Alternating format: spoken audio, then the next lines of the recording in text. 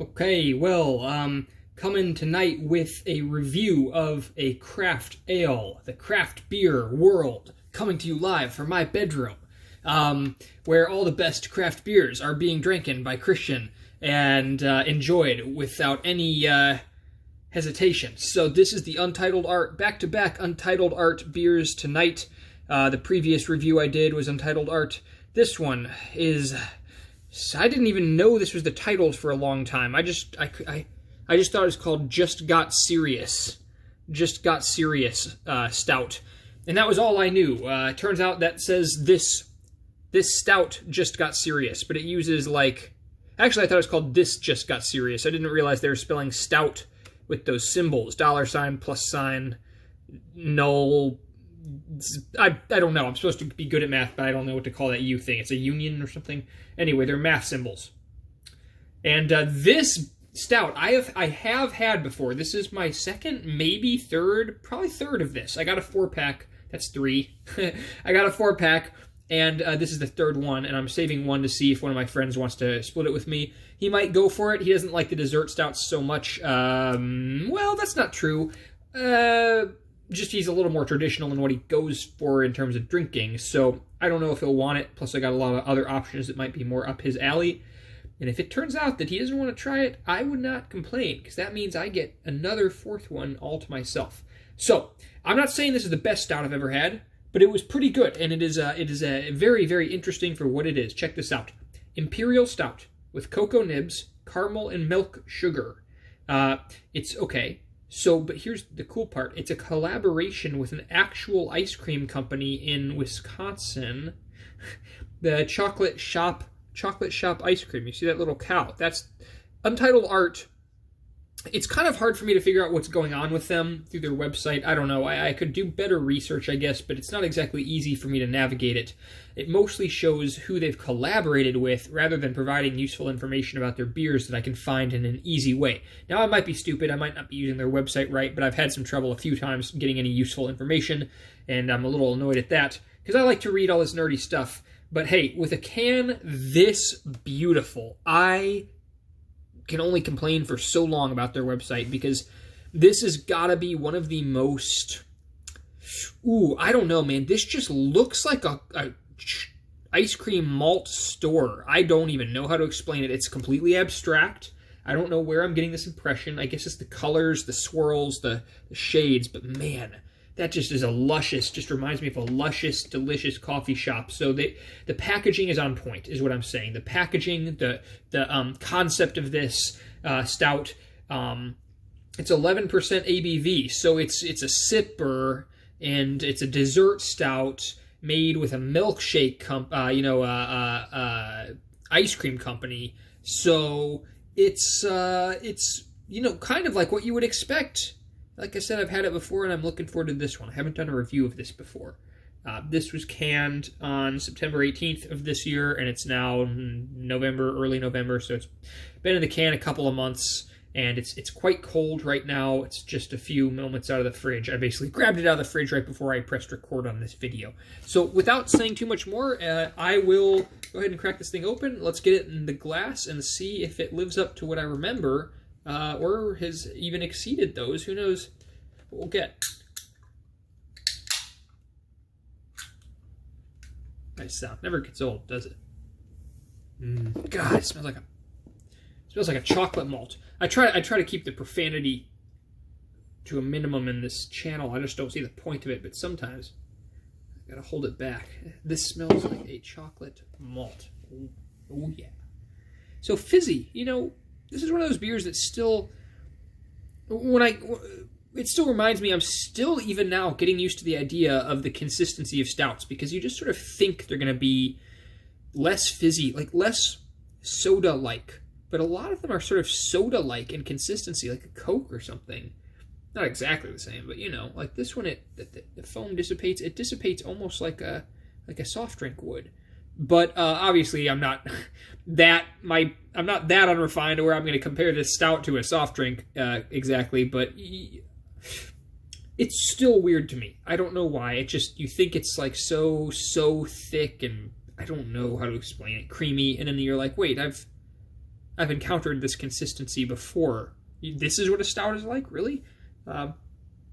Smells just smells like you shoved your nose down into the middle of a fresh chocolate malt. And I happen to love chocolate malts. Well, I just like malt, like they're like shakes, right? But they're like malts. And so they have this, I don't even know, it's just a malted taste. I don't know really what that means, actually. But this smells like it.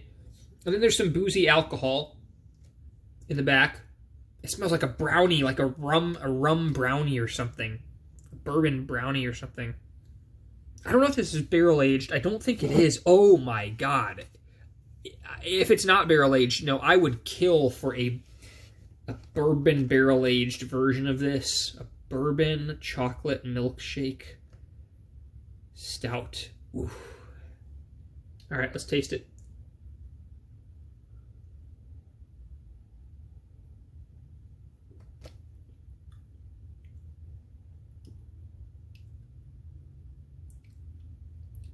Impressions Art really does remind me of just having a chocolate malt in beer form. It's still a beer. It's very much a beer, in fact. Don't go into drinking this being like, oh, well, just instead of my chocolate malt for dessert, I'll just have that. This stout just got serious beer. Christian said it'll be the same taste. No, dude, this is like a bitter, dark beer, but it still reeks of a chocolate malt made at your local milkshake shop. I mean, that is what you're getting this beer for, and it delivers. So I don't think anyone's going to be drinking this as their normal stout. Even you could make an argument that this could be someone's normal dessert stout. I mean, it's not sweet enough to be anywhere near... Yeah, I mean, I was going to say, it's not like so sweet that you get sick of it real quick. It's just rich, chocolate malty tasting.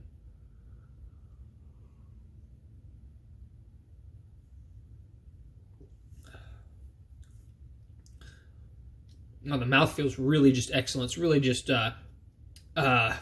enjoyable to sip that from the glass even before the tastes hit you, because they're coming, but while you're waiting for all those kind of rich, velvety chocolate malt flavors to wash into your perception, in the meantime, it's just this very satisfying, rich, smooth, almost creamy feel. Again, still a beer, still a carbonated beverage, but it's, as far as this kind of stout goes, it's quite nice mouthfeel, and they're known for being good already, so this is a good standard, I think, to try and reach for any imperial dessert stout. So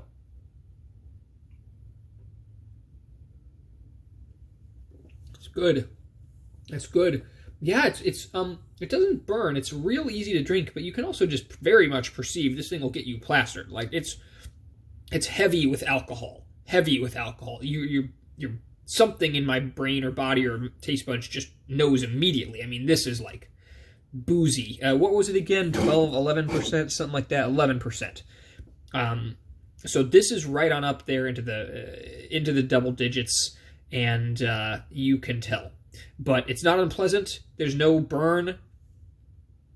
There's barely even the smell of alcohol fumes. I mean, like I said, it smells boozy, like rum or something, but it's not one of those harsh alcohol smells. So let's wrap this up. Well, you know what I'm going to do? I'm going to wrap this up for the moment. I will check back in, like I like to do with this kind of stout, since I did just get it out of the fridge 10 minutes ago now. Why don't I give it another 15 minutes, check back in on video, see how things have changed, and then I'll wrap things up then, okay? So, finishing out some thoughts, this is maybe 20 minutes later, after having about half this can. I'm going to try a tiny bit more now that it's warmed up a little bit, but you can definitely taste the flavor changing. This, if you can't tell by the way my face and eyes look, I'm sure you're laughing to yourself right now if you're watching this, but that 11% ABV, you feel it.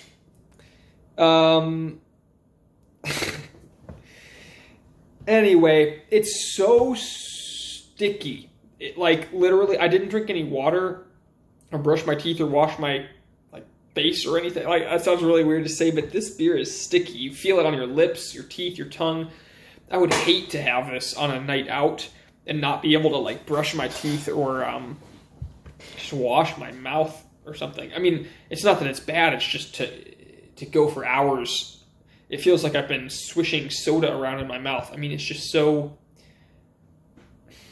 sugary, sticky, even though it's not like super sweet when I drink it. It's good. I mean, it's constantly reminding you that you've been drinking it, and that kind of goes with the rich, luxurious nature of this kind of imperial stout.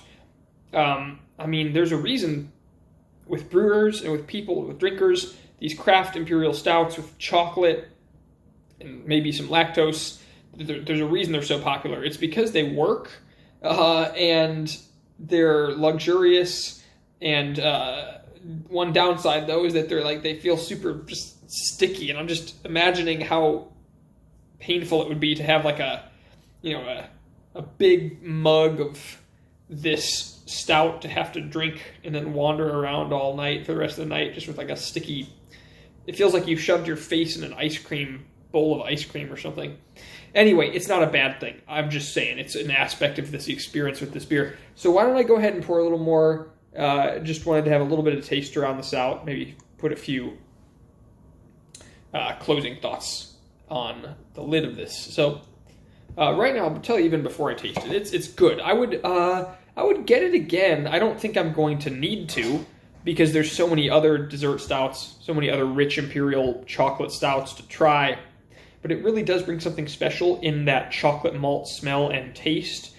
And yeah, it's dependable. It's a great late night kind of bitter chocolate dessert, super strong. That's that's one of the really good and really bad things about this beer. I mean, it just knocks you down at 11%. At least, I mean, me, I'm not big, as I've said before, and I don't have the biggest tolerance either, but I drink lots of different kinds of beers, so I can at least comparatively say this one just floors you. Absolutely just floors you. Regardless of whatever weight class you're in or your tolerance class you're in, compared to another beer. I get, because I understand math. I get that it's just the ABV, right? 11%, so it's like drinking twice as much of two 5.5%. And 5.5 obviously is not super strong. I think if you're watching this, you could probably slug back at 5.5% ABV beer for as long as you want. More or less. Exaggeration, of course. But, and I get that this is just 5.5 times 2 is 11, so this should just be twice as strong. I know that is intellectually true, but perceptually, experience-wise, I just feel like this knocks me down. I don't know why it is, because I'm drinking it slowly. I'm drinking it so slowly. I mean, I can drink twice. I can drink this. If this was an IPA, the can would have already been gone easily. Not having some left in the can and some here. And I still don't feel like I feel like I could do 2 of those IPAs and not be this buzzed, having not even finished this whole thing. So maybe it's just in my imagination, but I'm just saying, these dessert imperial stouts, that's the great and the great thing and the problem with them is that they'll just take their creamy malty hands and just be like, you go lie down now. So final thoughts on this. Let's try it out. Smells more chocolate malty than ever. I mean, yeah, it still smells pretty much the same. I know I'm in for that rich, velvety chocolate malt experience again.